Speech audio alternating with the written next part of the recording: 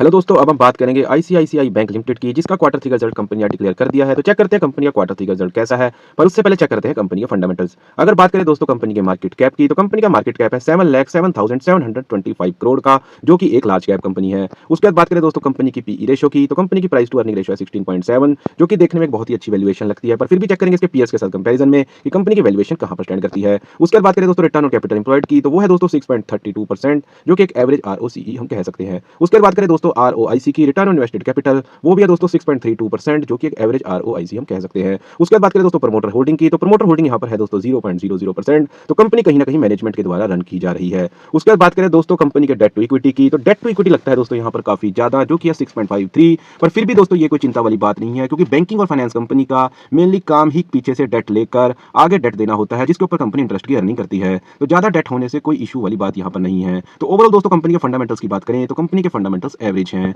उसके बाद दोस्तों चेक कर लेते हैं कंपनी की वैल्यूएशन उसी के सेक्टर के टॉप कंपनीज के साथ कंपैरिजन में। अगर बात करें दोस्तों एचडीएफसी बैंक की, उसकी पीई रेशियो है दोस्तों 19.02। अगर बात करें दोस्तों कोटक महिंद्रा बैंक की, उसकी पीई रेशियो है दोस्तों 20.57। अगर बात करें दोस्तों एक्सिस बैंक की, उसकी पीई रेशियो है दोस्तों 14.77। और वहीं बात करें दोस्तों आईसीआईसीआई बैंक की, उसकी पीई रेशियो है 16.68। तो ओवरऑल दोस्तों अगर टॉप सेक्टर की कंपनी के साथ कंपैरिजन में देखें तो कंपनी की वैल्यूएशन बिल्कुल सही ट्रेड हो रही है। उसके बाद बात करें दोस्तों कंपनी की बुक वैल्यू की, तो कंपनी की बुक वैल्यू दोस्तों पिछले साल के मुकाबले इस साल भर बढ़ गई है, जो कि पिछले साल दोस्तों 261.99 थी, इस साल बढ़ के 307.18 हो गई है, जो कि कंपनी के लिए अच्छी बात है। उसके बाद बात करते हैं दोस्तों क्वार्टरली रिजल्ट की, जिसके लिए मेनली हमने वीडियो बनाया है। तो देखते हैं कंपनी ने आज क्वार्टर थ्री के नंबर्स कैसे डिक्लेयर किए हैं। तो सबसे पहले बात कर लेते हैं दोस्तों रेवेन्यू की, जो कि पिछले क्वार्टर में दोस्तों 38,938 करोड़ का था, इस क्वार्टर के अंदर बढ़कर 40,865 करोड़ का रेवेन्यू हो गया है। तो क्वार्टर ऑन क्वार्टर दोस्तों यहाँ रेवेन्यू की ग्रोथ आई है।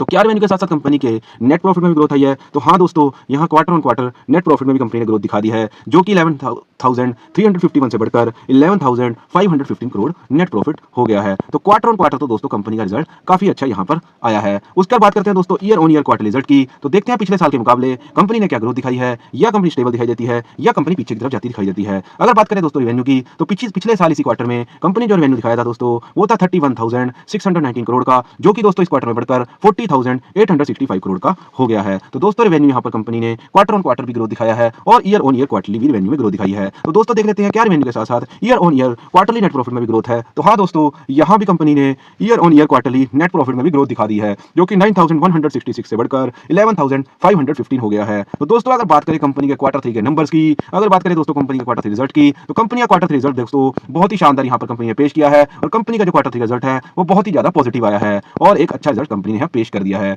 उसके बाद दोस्तों देख लेते हैं कंपनी का कैश फ्लो। वैसे तो बैंकिंग और फाइनेंस कंपनीज के अंदर कैश फ्लो मैक्सिमम नेगेटिव ही रहता है, पर फिर भी चेक कर लेते हैं कि कंपनी का कैश फ्लो कैसा है। तो हाँ दोस्तों, कंपनी का कैश फ्लो ऑपरेटिंग एक्टिविटी यहाँ पर दोस्तों नेगेटिव है मार्च 2023 के बाद, पर फिर भी ये कोई इशू की बात नहीं है, क्योंकि बैंकिंग का जो मेन काम होता है वो कैश को आउटफ्लो कर उसके ऊपर इंटरेस्ट कमाना ही होता है, जिस वजह से जो कंपनी का कैश फ्लो है वो बुक्स में हमेशा नेगेटिव दिखाई देता है। तो यहाँ पर कैश फ्लो ऑपरेटिंग एक्टिविटी अगर नेगेटिव में कैश फ्लो दिखा रहा है तो भी कोई चिंता की बात यहाँ पर नहीं है। उसके बाद दोस्तों चलते हैं कंपनी के शेयर होल्डिंग पैटर्न पर। तो यहाँ पर दोस्तों कोई भी प्रमोटर्स की होल्डिंग नहीं है, तो कहीं ना कहीं इस बैंक को मैनेजमेंट दोस्तों यहाँ रन कर रही है। पर सबसे बड़ी जो यहाँ पर इन्वेस्टमेंट्स है वो फॉरेन इंस्टीट्यूशंस की यहाँ पर दिखाई देती है, जो कि 43.65% है, जो कि पिछले क्वार्टर से दोस्तों इस क्वार्टर में बढ़ गई है, जो कि 44.39% से बढ़कर 43.65% हो गई है। उसके बाद बात करें डोमेस्टिक इंस्टीट्यूशंस की, तो उनकी जो इन्वेस्टमेंट है दोस्तों वो फॉरेन इन्वेस्टमेंट से भी ज्यादा है, जो कि 45.27 से बढ़कर 46% हो गई है। तो यहाँ पर दोस्तों फॉरेन इन्वेस्टमेंट्स और डोमेस्टिक इन्वेस्टमेंट की जो इंस्टीट्यूशंस की इन्वेस्टमेंट है वो दोनों ने इस क्वार्टर के अंदर दोस्तों बढ़ा दी है। और ओवरऑल अगर बात करें कंपनी के फंडामेंटल्स एवरेज है।